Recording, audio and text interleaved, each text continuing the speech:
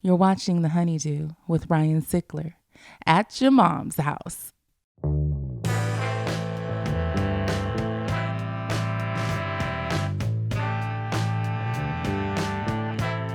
Welcome back to The HoneyDew, y'all. We're over here at Studio Jeans, doing it up at your mom's house. I'm Ryan Sickler. Ryan Sickler on all social media, ryansickler.com. I'm going to hit you with a few dates real quick. Edmonton, May 16th through the 18th. And I got a handful of June dates with Tom Segura, Richmond, Maryland, Atlantic City, Tulsa, Wichita, Kansas City. I will be at the House of Comedy in Minnesota in August, and there's a Baltimore date in September I'm letting you know about now. So go to my website. You can get the calendar right there, get all the tickets. And I want to always say thank you for the positive feedback. Please subscribe, download, and review the show. Go over to the Your Mom's House YouTube page. We're bringing you video for this show every Tuesday. The website is thehoneydewpodcast.com. You can get all social media links there. The merch is there. You can email me at honeydewpodcast@gmail.com. And if you're new to the show, what we're doing here is highlighting the lowlights. It's triumph through tragedy. And these are the stories behind the storytellers. And today I'm excited to introduce to you a guest who I wanted to get on the Crab Feast for a long time. We never made it happen, but he's here on the HoneyDew. Ladies and gentlemen, Doug Benson. Hey, is the Crab Feast like a done thing? It is a done thing. Oh, you know, we've talked about, Jay and I've talked about doing like maybe an anniversary or. Well, if you do a special, I would love to participate because that is weird that I never did that. It is. But I'm glad you're here, brother. I was always aware of it and doing it, and Jay came on my show, and so yeah, sorry about that. That's all right. We'll get you on one of the special one-offs. As much as I love podcasting, I kind of get my fill of it through all of my many podcasts. So I'm guesting on others' podcasts. I have been over the last few years doing that less, and I've just started picking it up a little bit now and going out and doing other people's shows because for one thing, it's fun, but it's also everybody does my shows, so I should, also do theirs. You can't always have the party at your house. You know what I mean? That was us growing up. Your mom's house. Now you're at our mom's house. Will you promote, please? Plug whatever you want. You said you have a lot of podcasts. Please tell everybody everything you want. Movies, if you're into movies and movie trivia. I got Getting Doug with High if you're into marijuana and marijuana news. And I've got, I know I got a third one. Dining with Doug and Karen, or now it's called Dining with D and K. We streamlined it.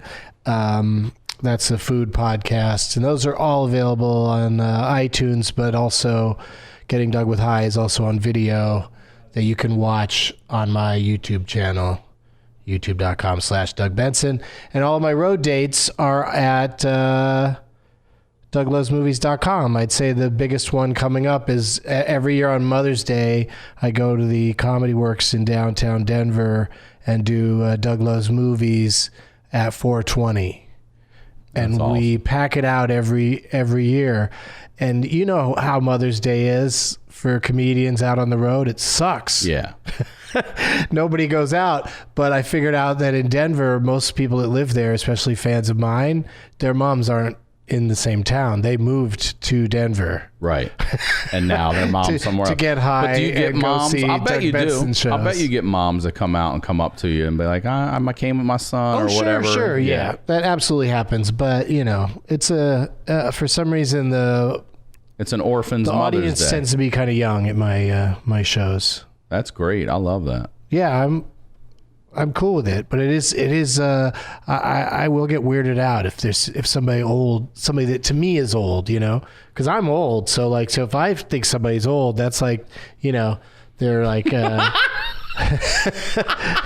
really, what are they even doing out of the house? So I don't encounter too much of that, but it is fun when it does happen. I do the 311 cruises, the band 311. Yeah, I didn't know about all these cruises. I just started learning, like Impractical Jokers have a cruise. I think John Mayer does a cruise. So I keep hearing about these cruises. What's that cruise like? Rock and comedy cruises are, one of the best things that ever happened to me, because, you get to go on a cruise to some awesome place and the weather's usually awesome. But then on these rock and comedy cruises, the boats are full of entertainment that's good, like great comedians. And in the case of the rock ships, like the 311 cruises, they have lots of great bands that are also playing on the ship. So it's like a music festival just all in one ship, and it's just exciting to all be together for a few days. But Peanut, the bass player in 311, his father comes on every cruise, and he even wears a shirt that says "I'm Peanut's dad." And everybody on the cruise loves him, and he's just out partying with everybody all the time. And he comes to the comedy shows. And at this last one, I made fun of the fact that, I said, because the shirt is looking pretty nasty, because he said the same shirt that he wears every time for it's been 6 cruises, and they do them every other year. So he's probably had this shirt for like a decade. Yeah. Yeah. And so I made fun of his shirt, said somebody get him a new one. And then I ran into him the next day on the boat, and he was at the comedy show, and he said, he ran right up to me, because he has several shirts that say "I'm Peanut's dad." Because different people have made them for him over the years. Okay, yeah.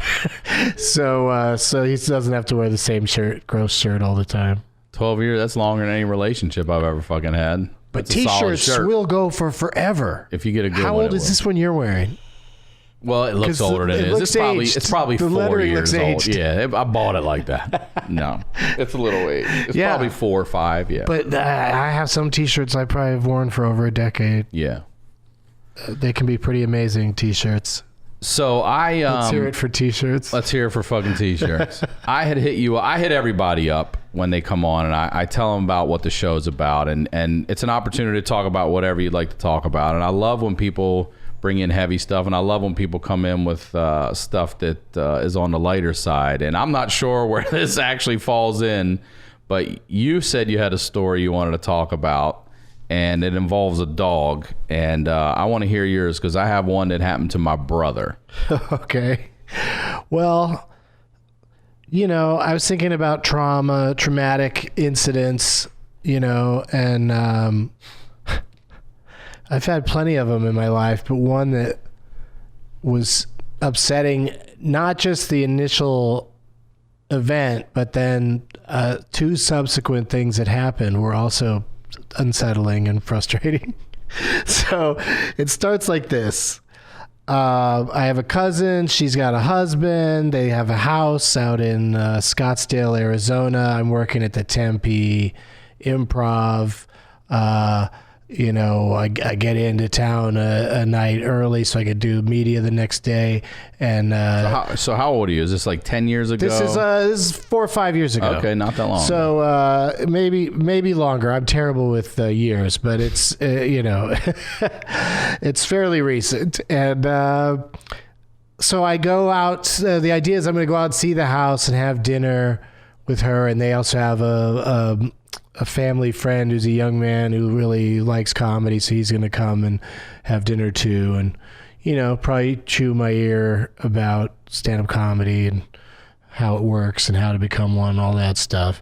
And a perfectly pleasant experience is ahead, but I had to have a rental car, and I had to drive.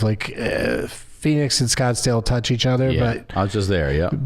But from one end of one to one end of the other, it can be an hour drive. Mm-hmm. So I go out there, and I'm in the house, and it's it's in this beautiful community out in the desert with lots of cactuses and stuff, and they have a family dog that I have not met, a cute little white dog that now I can't even tell you what kind of dog it is, because I've never even really. The lap dog, though, like small dog. Small, between the lap and what would you say, regular size? It's medium. But just really medium. white, and also what dog is known for going batshit insane and mean when it gets older, but still spaniels? looks adorable. Yeah, like a Cocker Spaniel or something. Yeah, it's like white and fluffy and just adorable. So I'm standing in the, they have these tall windows leading out to the backyard area, and I'm standing at one of them, and this dog is diving at the window with all fours and barking and baring its teeth, and it's just clearly wants to eat me alive. But I'm on the other side of this window. Like those zoo windows. Yeah. This dog is just going at this window, and I'm just like laughing, and like I feel bad because like, wow, this dog's really thinks I'm an intruder, even though I'm hanging out with the family. Yeah. Nothing's crazy going on, because like when I was a teenager, I always thought it was funny if I like raised my hand like I was going to hit my mother.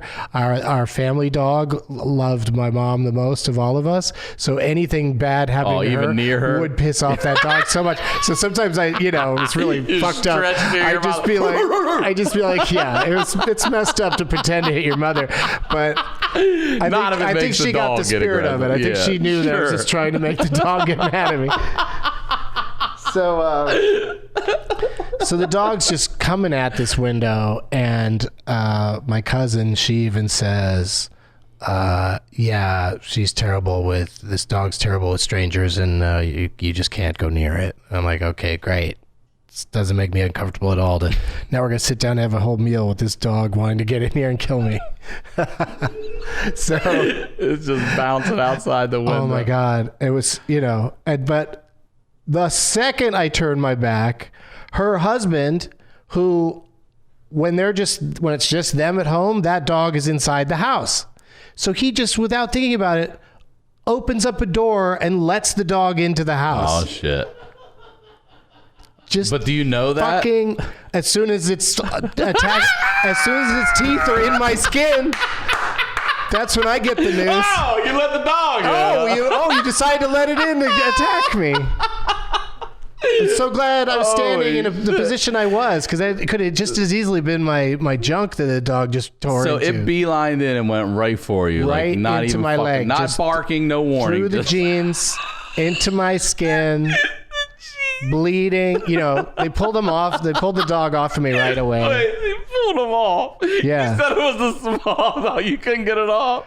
Are you shaking? What are you doing? No, I mean, they grabbed its collar or whatever, but it wasn't. But he was in there. It wasn't that small. Holy shit! Medium sized. So, then that's an awkward rest of the night. She got some. Rubbing alcohol or something, and whatever you put on fresh wounds. And we looked at it, made sure it wasn't deep enough that, we'd have to, check and see if it got infected or anything. And it healed fine, and it strangely wasn't that painful, but, she gave me a bag of, some sort of, she threw a bunch of pills into a plastic bag and gave it to me and said these, this, I don't know what it was, but, something that she got after a surgery or something. So it was probably something pretty strong. Some hand-me-down drugs. But I didn't try, but I never took them because I never, I just don't take anything for anything other than I just smoke weed and drink alcohol and wait for the pain to go away.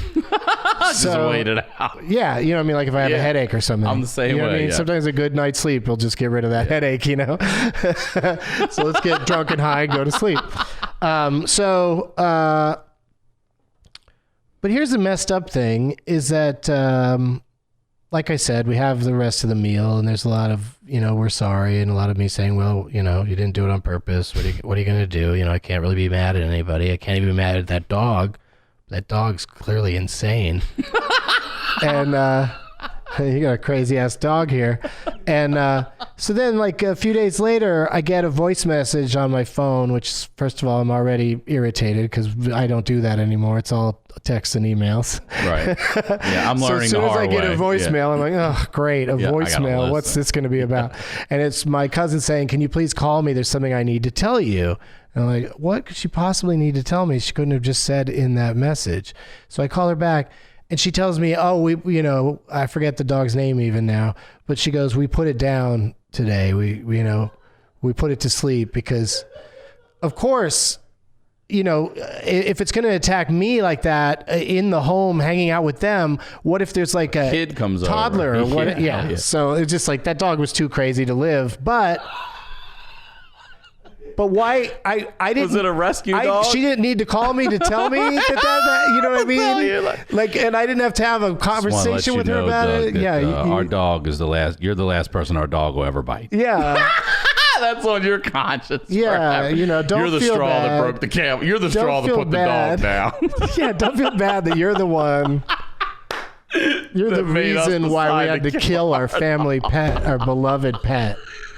So I didn't love that part of the process. Man, that is terrible. And then I did a rock cruise. And forgot that those pills were in my bag. And when I got off the cruise in Miami, I got the full thrown in a room, looked through all my shit. Oh, shit. Okay. I see. And then they tested it. Because they were just white pills. And they go, what are these? And I go, I don't know. My cousin gave them to me when a dog bit me. They're like, you might have rabies. Take him to quarters. And they tested them. So so it took forever, and they finally come back. Are you and go, sitting there and just waiting, or do you see this shit? They finally come back. I don't see them testing it, but I do see them. They're not looking at you. Like, yeah, no, but I do. There's definitely a lot of cops around, and one of them was really nice to me. Like, kept kind of being like, "Don't worry about it. It's going to be fine." Did any of them know you? Yeah, the one that knew me was nice. Yeah. This guy, don't worry about it. Because the guy was pulling shit out of my bag that they could have also got me for, like vape pens and stuff. But the other cop would go, that's no big, don't worry about that. It was those pills that the other guy couldn't go, don't worry about it. Because nobody could identify what they were. Yeah, right. I like your show, but I like my job and my life better. Yeah. So they went and tested the pill and came back, and the guy that went and tested the pill was clearly like crestfallen, like he was sad that it was just something. Just aspirin. It was just something. Just aspirin. It was over the counter enough that they couldn't. Or it's white ibuprofen. I've never seen it before. I had a small enough batch. Maybe I had an amount you can have of whatever that was, but they let me go. Fuck that. That's scary. And that was a dog there too. That was the one that got me in trouble, and it was such a cute, happy looking dog. What happened? You're just walking off, and you just get tossed. Because what? What did the dog do? They all grabbed me, and like I had a backpack on with my computer in it, and like they started taking that off, and I got a little defensive because of my computer was in it. I just didn't want to, Yeah. Let that go. And they just were like, put your arms down. Like they made it very clear they were going to take the backpack off of me. And everyone's seeing this as you're going off the people boat? That are also getting off, maybe a handful maybe saw it. I didn't hear a lot from people about it, like, oh shit, what happened? Yeah. But the funniest thing with security in a cruise ship is the very first 311 cruise I did, the layout where people were waiting to go through security was such that you could see the people when they get through security. And so when I got through the metal detector and the bag search or whatever, when I got through that, all the other people waiting, they all applauded. I'm like, thanks, guys. like that's not going to make the security people. Yeah, right. Like you made it. It's not TSA, but the cruise ships, it's like old school TSA, where you just go through the metal detector. There's no X-ray. Right. And your bag goes through the belt. It's like even a big bag, even like a full size bag, they have a big enough belt that you just go through that way with it. Or I should say I did that because I was as an artist on the ship, you can do that. But the regular passengers have to check their bags outside, and then they put your bags, next to your door inside, and they can, look in them in the meantime. But for anybody who's concerned about it, the TSA does not care about your marijuana. I just talked to him about it because I've been reading about it on the internet, and I went through this just when I was going to Phoenix. I just walk up to this guy, let me ask you a question. You guys really will let us take weed? He's like, well, hold on a second. He's like, we don't let you, but if it's not gratuitous, if it's a personal amount, we're not going to stop you and bother you with it. If you're trying to roll 3 pounds in a bag over here, then yeah, we're going to fucking bust you. But if it's a personal amount, we let you go. And they said, but you're at your own risk. If you're going to Dallas and Dallas doesn't fuck with that, well, LA let me. They don't care at all. Like, it's take it, right? That's it. But it's still, we're walking off a plane, so there's no search at that point. Right. So as long as you don't light it on fire on the spot. We came back from Jamaica. Well, I'm not talking about foreign travel. I'm just talking about domestic. You're right. There's no one there. There's no one going to. There's no one even making sure you're not stealing bags off the plane. There's barely people checking the bags. Every once in a while, somebody will be like, "Do you have that ticket or whatever?" But yeah, you're right. They're barely looking at that. So you can cruise out of there just fine. So that's it's funny that they say that because you don't really have to worry. I'm like, are you going to call ahead? Call ahead. Are you going to drop a dime? Have you ever? We can't bust you, but I've got friends in other cities. Yeah, I'm gonna call Nashville right now and let them know you're coming. Yeah. Have you always traveled with it? Not always. No, it was definitely once things started. Me too. Before 9/11, I would fly with it. I just put it in my pants in a baggie, and I'd walk right through. Shoving it. And as long as it was in plastic, you'd walk through that old school metal detector. That's right. Same one that they have for this cruise ship. So that's what I'm telling you if you're going on a cruise ship. Is that just don't have don't put your weed in a baggie that's also got a handful of change in it.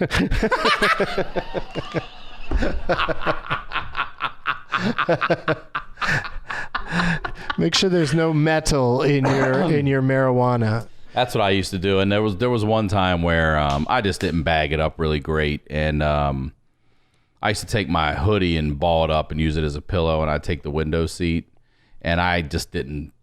Like I said, it wasn't sealed all the way, and I just moved, and I just smelt it like, whoo, and this lady sitting next to me just looked over and gave me one of those. I just went to sleep. She didn't say anything. Yeah, my bag, a lot of times my carry-on, when I unzip it to get something out, you're in such close quarters there, like in coach, that I know people are smelling my stinky stuff. But the TSA has been hilarious lately because for some reason my bag that I have weed in is getting pulled aside a lot for other things because I just have a lot of random junk in there. Like one time they pulled it aside because of a garage door opener. And this... How did that get in there? I always have it because it's the garage door opener to my building, and I just take it with me when I travel because then when I get home, I can definitely get into my garage. But, paranoid about leaving it in a car. So that, but it's true that the TSA guys were passing it around and laughing. Like, they're handing it off? Like, why would he be traveling with this? Look at Doug Benson. Because at first they were like, what is this? Yeah. Because I guess you could think it's like a remote to set off a bomb. Yeah, sure. But why did this one group pick it out and it never, every other time it goes straight through? And this last time that they were looking through my bag, the guy just looked through a bunch of stuff. Like, it's like literally taking pipes and little canisters of weed, like a clear one even, literally taking them, holding them, setting them down, just going through, checking everything. And then he finally just goes to me, do you got like a torch in here?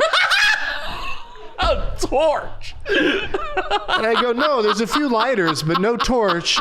And he goes, all right. And then just puts the stuff back in, like gives up. What took your word for it? It's like I'm tired of just looking through these because I got so many stupid little random items, like I've got a pile up there like, we got somebody doing a barbecue back in 21C with a torch right now. Not sure if you want to get a TSA heads up about the checks. Over.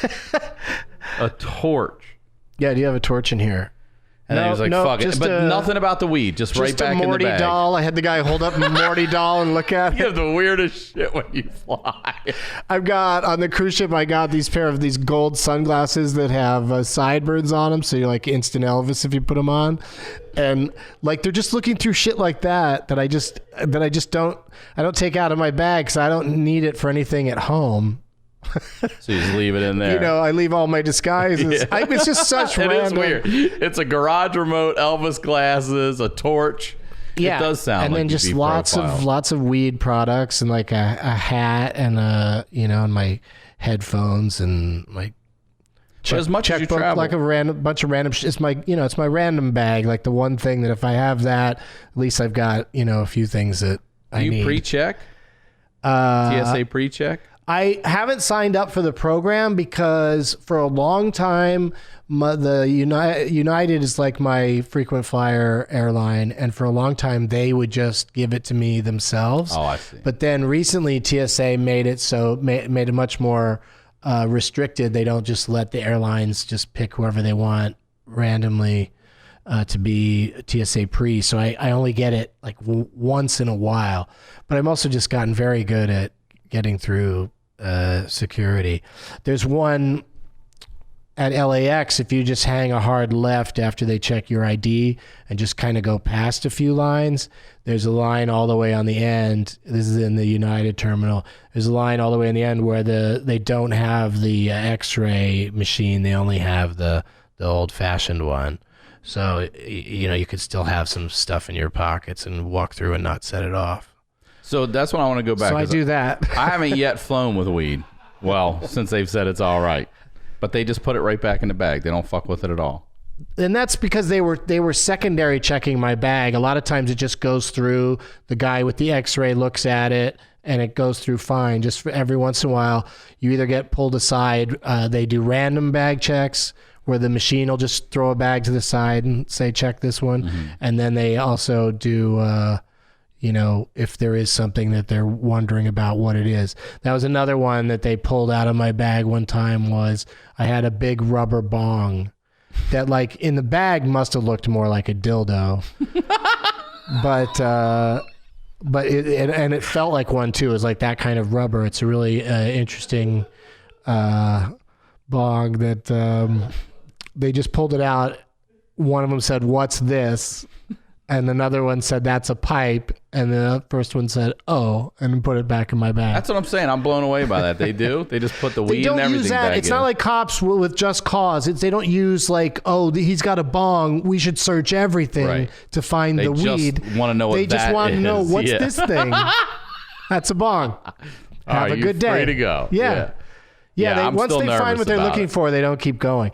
Yeah, and it's my heart doesn't even race anymore when they do it. That's how sure I am that they're not going to care about the weed.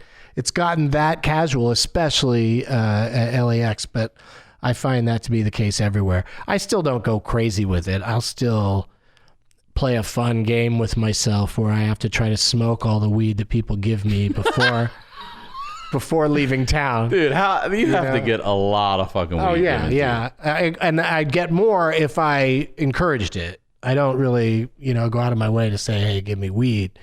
It just happens. And I love it. It's very cool. It's very cool.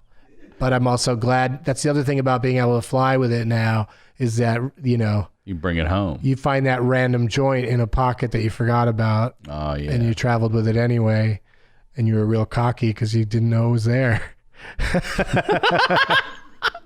I'm still nervous to do it. I just feel, I'm even nervous out on the streets when, I remember being in Denver a few years ago and I was doing Comedy Works downtown. And after the show, I was outside with a few of the people working there and we were smoking a joint. And these two cops came down the alley and right away I was, try to hide. And they were like, "No." And they just walked right the fuck by and I couldn't get over that feeling. I don't know if I ever get used to that feeling. My girlfriend and I saw a good one in Austin, Texas during this last South by Southwest. We were walking down an alley after just having smoked in one end of the alley, and we were like, walking out of the alley, and it's a very busy alley during South by because it's just right behind 6th Street where all the activity is. And so the alley's very busy, and we're walking along and we see a group of like 10 people in a circle, all smoking. And then we also see headed like right towards them, 3 cops with 2 guys in cuffs that they're arresting. But like the not regular cop outfits, like almost like SWAT team outfits. Like way over the like top. Like really, yeah, helmets. really aggressive. They've got Where's these guys. They've got these guys. I mean, there's cops everywhere, so it's funny that they're smoking at all. Yeah, that they're being horses. that blatant about it. Right. Like me and my girlfriend were just kind of like passing it back and forth quickly in an alley. These guys are just chilling in the alley, and one of the 3 cops with carrying the 2 guys down the street just screams at them, "Pay attention!" That's why they got arrested for being stupid. No, and because not... then he was busy, so he couldn't arrest him. But he's just like, you guys, like at least play the game a little bit seriously. of pretending to worry about whether we would care or not. Help us help you get high. Yeah. So you, here's what I want to ask you, because you and I had crossed paths a while ago, and not in comedy, in the promo world. But what was your first job? What was the first job you had growing up? Oh, it's funny you should ask, because I've been thinking about that because of the, everybody's tweeting. 5 jobs. 5 jobs I've had. Mm-hmm. So I broke it down into 5 jobs. My first 5 jobs, and then I also did my the 5 jobs that I did when I moved to Los Angeles to be in show business. And that was just sort of bragging because I was cocky enough to think I could just do jobs that have something to do with show business. And, I bent the rules. I don't know necessarily how much recruiting people to go to market research screenings counts as show business, but I'm still trying to get people to go see Cocoon. I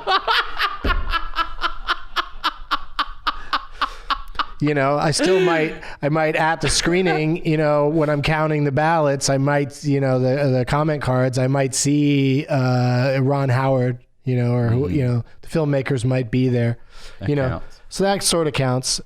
But stuff like that was how I, started. And I got lucky to never have to have a real job that was, outside of, show business. The writing promos for a TV network, that became sort of a real job. And then that's why eventually I stopped doing it. Still for show business, though, at least. It was, yes. Yeah. And I also worked myself into the, I got paid to write and produce the promos. And then I got paid to be a voice in the promos. Oh, you did? All right. You did voiceover, too? Yeah. Oh, that's a nice parlay right there. There was, because it was the WB network, and the premise was, there's this, lot in the valley of Los Angeles where they make all these great shows, and Michigan J. Frog is like the mascot of the lot. And we came up with this idea to have, like, on MASH, the loudspeaker, or Wet Hot American Summer, or Meatballs, just loudspeaker announcements about things that are happening on the WB. And then one of the people in charge is like, Doug, do you just want to do the voice? And so I did it, as an example or whatever. And they were like, that's good, that'll work. And then for I don't know how long it lasted, a couple of years, I was just getting these amazing voiceover checks. Like my salary there tripled just because I was doing, and I'd just be like, I think we need to go to the, and it was just it was just a shot of a loudspeaker up over the that old school. the backlot at the WB. So so that was a sweet ride for a while, but then I realized, I'm just standing still pretty much as a performer. I'm not, doing that much stand up, just locally, and maybe a little bit of road stuff. And I wanted to do more acting roles, and maybe, all the stuff I've ended up doing since I left that job And actually, they let me go before I left it. I mean, it wasn't my idea to leave. They were like, well, we don't really see this position as being necessary anymore. And then the WB fell apart not too long, a year or two after that. But when they let me go, I wasn't like, well, now this is what I do. You know, I wasn't like, I got to go get another promo job. But during that time, you were telling me, we were talking about before the show, that's when you got to run a role on Friends. Yeah, I had to actually kind of like play hooky from my job.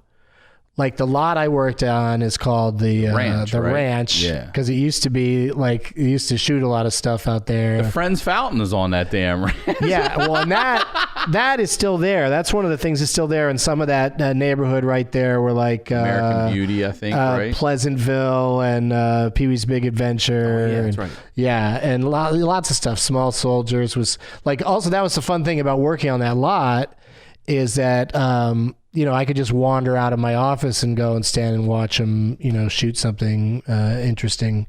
And you had that golf cart you were allowed to tool around. Yeah, you could tool around in golf carts. But the Friends fountain, I didn't, you know, I wasn't, I don't think I was working there yet when they shot that sequence or whatever. But that fountain is still there. And what was the point of this story? You getting on Friends. Oh, yeah.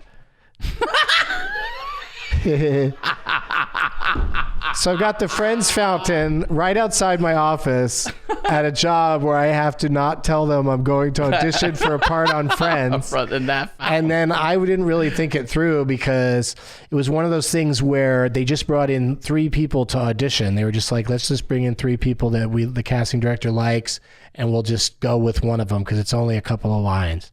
And so it was me and 2 other dudes, and they're like, and we're going to tell you on the spot if you got it or not. And once we tell you you've got it, then you've got to go to rehearsal. Rehearsal's going to happen right away.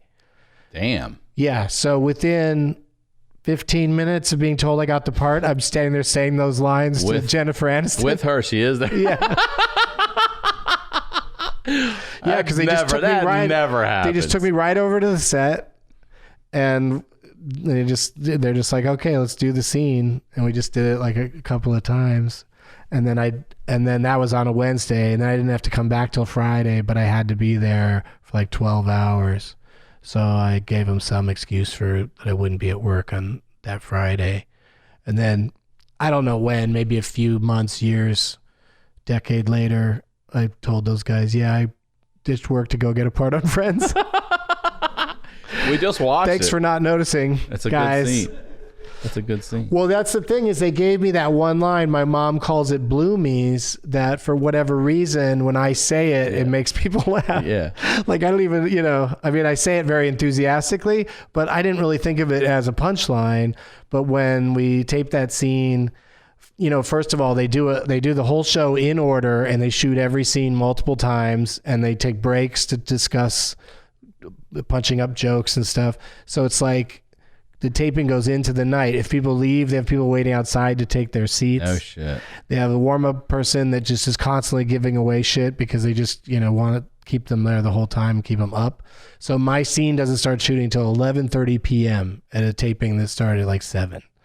And I say my line, and the audience laughs so hard and for so long that Jennifer Aniston just has to stand there and wait for the laughter to go away. It's just not, doesn't make sense. Right, you know, yeah, like you can't put that on TV. Yeah. Some guy wandering in and saying one thing and everybody falls out.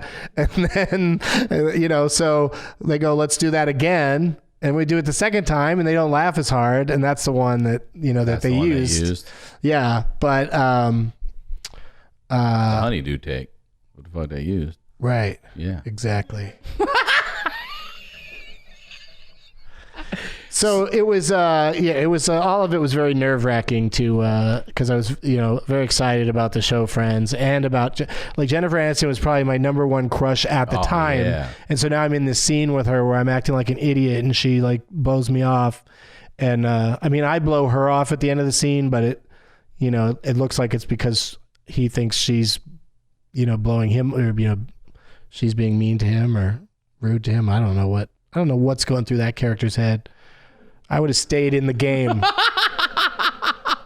It was Jennifer Aniston looking like she was really dressed up. Like she had a nice fur coat on and probably faux fur. Courtney Cox standing right behind. It was one of her better hairstyles because, after the Rachel, she had a real issues with making sure that she could come up with another thing that was as good. But yeah, I probably overdid it on the goodbye hug at the end of the at the end of the night. No rap party. Oh, you didn't get to go. No, I mean she partied in the arms of Brad Pitt, I'm sure. Oh, is that who she was? Because they were together at the time. Like when she wasn't in a scene, she'd just be in her dressing room with Brad, and he was in there playing video games. And whenever Matt LeBlanc or Matthew Perry wasn't in a scene, they'd be in there playing video games with Brad Pitt. Where else would you be? Right? Ross was not invited. I wonder why. I like you call him Ross. Yeah, I didn't need to besmirch Schwimmer. No, he was the nicest of the boys. He's the only boy that really talked directly to me while I was there, because you're not there for very long. You're not really with them. But here was the craziest part. I'm a big fan of the show. Imagine you're a big fan of a show, and it's at its height, and it's huge, and you're there for the tape day, and you've done the scene like maybe 3 or 4 times at most, and the entire cast, which is just the 6 friends and whoever the guest stars are. So in this case, it was probably like 10 or 12 people. They all just go into the makeup room while the ladies are getting their final touch-ups, and they just run, without looking at a script, all the lines of the episode. So I got to just be in a room where the friends and everybody else just acted out an episode of Friends right before we were going to go do it in front of an audience. Acting is so weird. Could you imagine if I was getting my makeup done, you were like, Ryan, I'm just going to run my hour set real quick for you, and you just started doing your fucking set while I was getting makeup done? That would be so weird. Yeah, and I'm waiting for my scene is at the end of the episode, right, yeah. So I'm waiting through the whole thing. If I fuck up my lines in front of these people... Did you drop yours during your part? Did you pipe up during your part when it came in the run-through? What do you mean pipe up? Like when you had louder? No, when they were doing the run through in the makeup room, were you in there and did you include your line with her? Did you do That's it what there I'm saying. too? We're all there to do our lines. You all had to do it. We're all acting out the show. Not just the main characters and their scenes. The whole show. The whole thing. That is so weird. It is. Yeah, but it's like I'm a huge fan of the show. Yeah, but I'm also like I'm alone there because I kind of know a couple of the other actors, but I don't really, There's no one to turn and be like, can you believe this? Right, yeah. Can you believe this shit's happening? And, and so then, they also make little comments as it goes along. Like creative criticism? Yeah, kind of. Oh, shit. Yeah, and, I gathered from being there that Lisa Kudrow and Matthew Perry were the most hands-on about their lines and stuff. But at one point, Ross is saying something, and Jennifer Aniston goes, I would never be in any kind of relationship with that person. Like she just straight up just says that she would hate Ross and not want to have anything to do with him. That would have shattered everything if people heard that. And then in my scene with Jennifer, I say, she says something weird that I don't understand. So then I go, I'm going to go talk to a friend. And then I walk away. And when I said that in the line reading run through, and it's all just so that they can know their lines, make sure they know their lines. But so then it's not like everybody's really acting it out. But I said, I'm going to go talk to a friend or whatever I say. And then Matthew Perry looks at Lisa Kudrow and goes, he's going to go talk to a friend? Great line. And I'm like, dude, I didn't write it. I just said right. it. Oh, God. But it's also like, now I got to go out and sell it for the audience. So I made sure that I got to laugh. Well, I'm going to go tell Fuck you, Matthew Perry. But he was on a bunch of shit at that time, I think. I think it might have been one of his more druggier times. I didn't think you were talking about different shows. Yeah. And then, but then many years later, I ran into him and interacted with him a little bit, and he was super nice, but also super sober. So I could feel him judging me a little bit for being a pothead. Did you drop that fucking? You know, I didn't fucking write that line, right, bro? Your writers wrote that shit. I let that go because I didn't necessarily disagree with him about the quality of that line. But you didn't write it. Yeah. So here's what I want to ask you. How old were you? I want to go back to weed. How old were you the first time you got high? Who or what introduced you to it? The first time I really got into smoked, it, got serious about it. No, smoked. The first time you tried, let me say that because it was a month before I got high. I got the giggles. I got the munchies, smoking it just, on the weekends for the first month. And then one time I'm getting cottonmouth just hearing this. And then one time we got some weed from Portland, as I'm from Maryland originally. And man, that... You got it all the way from Oregon. Yeah, and that got me high. Like high to the point I thought it was laced. I was asking people if they could hear my heart beating. You know what I mean? I was like, why are you guys not taking me to the hospital right now? I'm over here dead, and you haven't done anything about it. And they're like, go downstairs and fucking chill and relax for a little bit. So what's the first thing that got you in it? How old were you when you tried it? When I tried it was just in a circle with the hippie kids that live next door that I was just enjoying hanging out with, just wanted to fit in and didn't really even take a hit, just sort of, or maybe I just coughed, and I don't remember being laughed at because a lot of times the person that's new to it and is coughing gets people laugh, but it all seemed pretty chill. And how old were you? It didn't make a strong impression on me one way or the other. I was probably about 17. Okay. But that's the weird thing is that as a teenager, I loved stand-up comedy and stand-up comedy albums. And I would listen. I had most of Cheech and Chong's stuff memorized. And then when this big moment comes up, like here's your chance to try marijuana that your heroes do, I just, tried it. I was always so grossed out by cigarettes, and my parents smoked cigarettes constantly. Like they'd smoke with the windows rolled up in the car. Yeah. Oh yeah. And the air conditioning on, and like long trips. Just blow it around. We'd like drive to Arizona in a car full of fucking cigarette smoke. So it was disgusting. And so I never got into cigarettes. And then, so for whatever reason, also going to being like in the journalism and drama programs at a community college in San Diego, you'd think that'd be like everyone would be getting stoned everywhere. Yeah. But it just wasn't part of my world. I just went through the typical college drinking stuff, just a lot of parties where there was, too much drinking. And then I moved to Los Angeles and still was more just into drinking and didn't really, my friends that lived in LA at the time that were all like trying to get into show business and all encouraged me to make the move. None of them were potheads. So it took stand-up comedy for me to finally really be around people that had it and smoked it regularly. And the two people that really get all the responsibility for it were Brian Posehn and Greg Proops. Oh, great. Because the three of us were all on a bill together at the No Longer There Punchline in Walnut Creek, California. North of San Francisco. And they just were smoking after the show every night.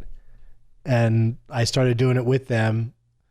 And then became like, kind of probably San Francisco's biggest pot mooch. Like every time I was in San Francisco, I just look up my friends there and smoke their weed, and just a mooch in general. Like I didn't really start buying my own for a while.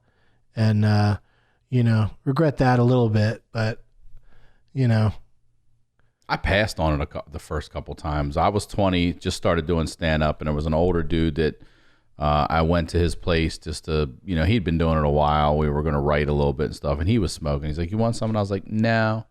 And again, same thing, like loved all the fucking Cheech and Chong shit, but said no. And then another time, says, because I didn't start smoking until I was 21. I tried, like you said, a circle. I got an ashy hit when I was 18, and I was like, oh, this is what weed is? Because I felt the same way about cigarettes. And then I was at Cal State Northridge, and this dude just walks in my room. We had hung out a couple times. He's like, I got the stickiest shit right now. And I was like, that's all right. I don't. And this shit, to this day, two regrets. Well, maybe not. I was in Amsterdam at 16. I didn't need to smoke weed at 16, but I regret that one at Northridge because it was a nug like this, and it was purple. And he fucking took it with a piece of paper and stuck it to the fucking fridge. And I've never forgot that. I have never fucking forgot that. And I was like, God, I wish I took a hit of that fucking weed. That should have been my first one, you know. But Maryland, we called it practice weed. That's all we ever had was practice weed until the good shit started coming from the West Coast. And we were like, here we go. That's the other thing. It's like I just really came up in a time when, you know, there really was bad weed everywhere. Like it was really a thing. And, yeah, it was really like, you know, now, of course, it's starting to change quite a bit. But even as few as a few years ago, when I was traveling, people would just be like, you know, geographically, like, oh, the weed's no good there, or they're, you know, or we're currently having a weed drought or whatever, you know. Yeah, and it was always, it was much trickier. Now it's just like I can't think of the last time somebody gave me something to smoke and I smoked it and went, oh, what was that? That didn't do anything. That's a good point. That was, you know what I mean? Yeah. Say all the time, scientists are growing these damn things now. Yeah. It's, you know, farmers. I always watch Murder Mountain. Have you seen Murder Mountain? I have not. That's pretty interesting. It scares me. It is fucking scary. Yeah, people are always, come to Humboldt. It's great up here. It's I just did heaven shows on up earth. there. Yeah. Murder Mountain. It's beautiful up there. It's gorgeous. I have been. And I love it. I have been once before, but I just had no idea it was so scary. But some fan said, don't go to Murder Mountain. I was like, huh? And then I Googled, I was like, Jesus Christ. As we're driving through the redwoods, I'm reading this and like, oh my God, how many people are missing? Yeah, holy shit. And they murder you where? Right when you drive in? Right when you drive in. Oh, I owe you $50,000? I'm just going to fucking kill you. Like, oh, okay. Yeah, I'm scared of that. I don't, because I do want to go back to Humboldt, and I feel like if I watched that, it would color my yeah. You might want to wait till you come back from Humboldt. Yeah, that'll be a fun thing to watch as soon as I get back. As soon as you get back, yeah. I'm coming, Humboldt. Don't you worry about it. Do you still drink? Yeah. Oh yeah. You do? Yeah. I've gotten pretty good though. Like I think I've gone. I should get myself a chip for this. But I think I've gone like 90 days without a hangover. Like that's. Oh wait! Most people tell you how long they've been without a drink. That's what I mean. I'm saying that there should be a new version where it's like, hey, I'm not an alcoholic. I've gone 90 days without a hangover. Because I mean, if you're a real alcoholic, you're gonna have hangovers all the time. Yeah. And that's my new, and I may drop it back from there, but at least right now I'm at the not drink, I'm still drinking, but not enough to have a hangover or of course now tonight I'll drink a ton and have a hangover tomorrow. But for the time being, I feel like I'm good at it. You think the Cal Ripken to no fucking hangovers, bro. Yeah. Because the drink I drink is Tito's and soda. And so if I just go, give me a soda water on ice with a straw and drink it, it feels like the same thing. Yeah. So the trick is to just be so high all the time that I don't know whether I'm drinking or not.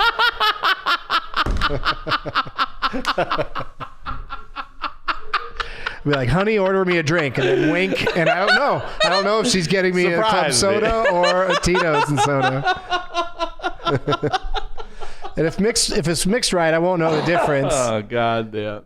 Bartenders that think they're doing me a favor and pour extra Tito's. Yeah. I don't like it as much. I don't want to taste it. I mean, I want to taste it in that, I get a buzz going and it's there with the. You want to experience the soda. You don't want to taste it. Yeah. Feel it. Yeah. I want to be aware of it. Right. But I don't need to be all about it. These are all just phrases you could just apply to anything. You should make a line of bumper stickers for all this shit, dude. For sure. What's the most drunk you've ever been? That's a hard one to put my finger. You said you've never been arrested, so you seem like a responsible enjoyer. I mean, when I was in junior college, I would drive. There was like a Denny's near the college, and and I lived at home in I had my kind of like my own room downstairs in a two-story house, and the downstairs were just the garages, a bathroom, and 2 bedrooms, and so I had all of that to myself. So that's what encouraged me to not move out until I was like 22. Is when I finally moved out of the house. And what was the question? Oh yeah. You got it? Yeah. This is my favorite game to play, by the way. What were we just talking about? Yeah. So you know. So I'd go have some drinks after a night class at a Denny's near the college, but then there was still a 5 or 10 minute drive to get home that involved some tricky maneuvers and stuff. So I do remember on more than one occasion being like, oh, I am too drunk to be driving right now. I'm one of those people that should have got a DUI at least a dozen times in my life, maybe more. And I just was lucky that I didn't hurt anyone or myself or get a DUI. But that was also college years, or I should say my last college year, because I was like 21 in my 3rd year at community college. But also there's been so much talk lately, somebody wrote an op-ed about how, if these progressive Democrats, if they eliminate everybody's student debt, that's a slap in the face to everybody that's paid off their student debt. And it's just like, well, yeah, but that's, progress in life is a slap in the face to everyone. Everyone. I mean, my parents had to use a remote control. I mean, had to get up and change the channel, right. Or whatever. You're flying with them now. Yeah. I'm flying with remote controls. My parents are like, now we got to get up and change the channel. Still, to this day. I get frustrated when, hotel TVs and stuff, if the remote isn't working, you can't just go change the channel on the TV. Anymore. That's right. You just gotta not have TV. But what was the point we were making? Oh, that when playing that 5 things that I did for a live, 5 jobs game on Twitter, I wanted it to be clear that I just supported myself through junior college, and then college wasn't really an option, and now I don't have crippling student debt ever. I mean, I never had it because I went to community college, and they got me as far as I needed to go, which I think that everyone needs 2 or 3 years to figure their shit out. 100%. It just doesn't necessarily have to be at an expensive college. Right. It shouldn't cost you $50,000 a year. It should only be an expensive college if you want to go into law or a doctor. I mean, I bounced around in community college I went 2 years, but bounced from psychology to physical therapy to, I don't even remember what the fuck I can't remember what my last one was. And then when I got to college, I was like, mass comm. I like entertainment. What the fuck am I doing? But you're right. That's an expensive, if you're going to switch majors and shit. I agree completely. A couple of years. You should get a city college. And plus, if you transfer out, that's very affordable. You live here in California, it's really affordable. And then you're only paying a 2-year tuition on something that's ridiculous instead of doubling that for yourself. You know? So I agree with you on that. I'm glad we're not fighting. No, I'm tired of fighting with you. But that's something I've brought up. I think anyone that wants to go into any of the the arts, anything where having the degree really isn't going to get you the job. It's the skill that you have is what's really gonna get you. Like anything like acting or singing or the arts basically. I just want people out there to know that they can, just jumping right into it is maybe not such a bad thing. Most of the greatest comics of all time started when they were in their teens. Yeah. I feel shitty for starting at 22. Damn, I did my first few open mics. Not even open mics. I worked at a club in Baltimore when I was 20. I did about 4 shows, 5 shows, and I didn't do stand-up again until I was 27. Wow. Yeah, late. What age were you when you started smoking weed? 28. It was 28. Okay. Yeah. That is late. It was I was about the 21 and I time- thought I was late. It was about the time I was really starting to, get work. I was probably opening a lot of places, but I was featuring that week. Brian Posehn was the headliner. He had a truck at the time, so he'd pick up me and Greg in the city, and we'd drive out to the gig every night. And then, after every show, we'd smoke. And I think they were both post-show smokers at that point, I think. But we've all grown to become and have periods of just being high on stage as well, smoking all the time.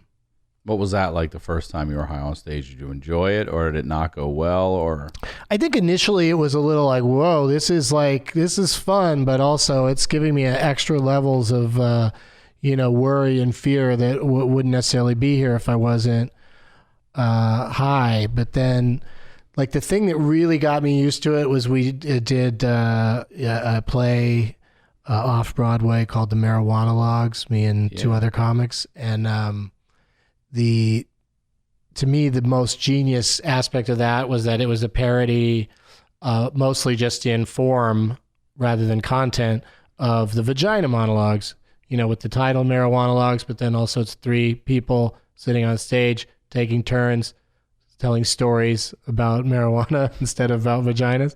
But we did it the same format as them, where since it had kind of a rotating cast of Vagina Monologues, nobody would ever memorize it. They just have it written in front of them. Mm-hmm. And, of course, after several performances, I'm sure some of those actresses would, do it, from their mind. And but the great part, and I do that too, is I eventually memorize all the pieces. But the great part is knowing what's next all the time. Never having to think about, what's going to come next. You just turn the page and there it is. Oh, yes, this. Okay, here we go. And you can look ahead while the other guys are talking and stuff. Yeah. And so that got me really used to being high on stage, because we would just get, we were in a backstage with no back door. And once the house opened, we just had to sit backstage for a half hour before every show. Oh, you're just stuck. So we're just back there smoking pot. That's all there was to do. Was just get high and, we had alcohol and we just sit back there and get fucked up, and then then it would be time to start the show and we'd walk out. And so it just got me really used to being high on stage and not having it bother me. What's the percentage of times now that you're not on stage or in front of a mic? Let's just put it that way. I know we all do so many I'd say things. 1-2% maybe. Really? Is it just because you forget it? Wait, you thought that 1-2% was a high number? No. Yeah, no, long flights. But even then, if you time some edibles correctly, you're good now. Sleeping, but I sleep for like 5 or 6 hours whenever I go to sleep, no matter what time of day or night. I can sleep for 5 or 6 hours, then wake up and start going again. And so that would probably be the longest I go without it, because I usually start in the morning.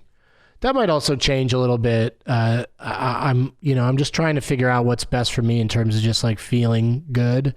And so this no hangover thing is also making me need to wake and bake less, because I'm not waking up with a headache. Right. When I wake up with a headache, I definitely want to smoke some weed, because that will make it, if not better, it'll just make me happier about being in so much pain. So it's just a matter of, finding the balance. But, with the traveling I'm doing, that's the longest I go without smoking flower, is being in the airport and being in the next airport. Right.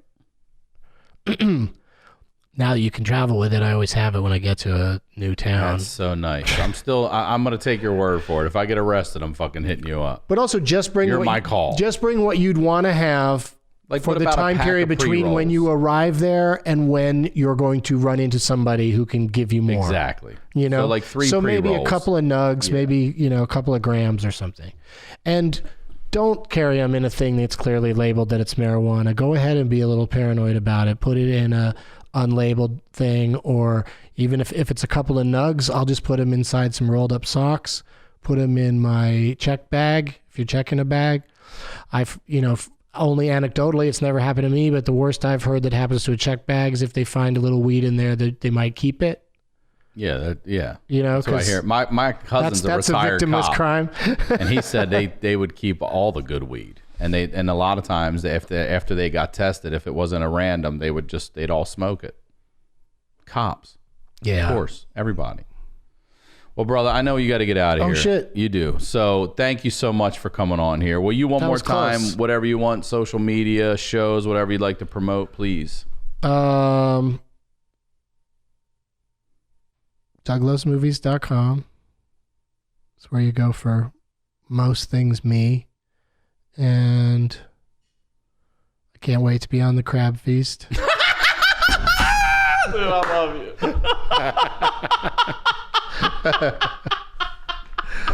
That's all I have to say. Well, thank you so much for coming on. Thank you. I am Ryan Sickler on all social media, ryansickler.com. We'll talk to you all next week.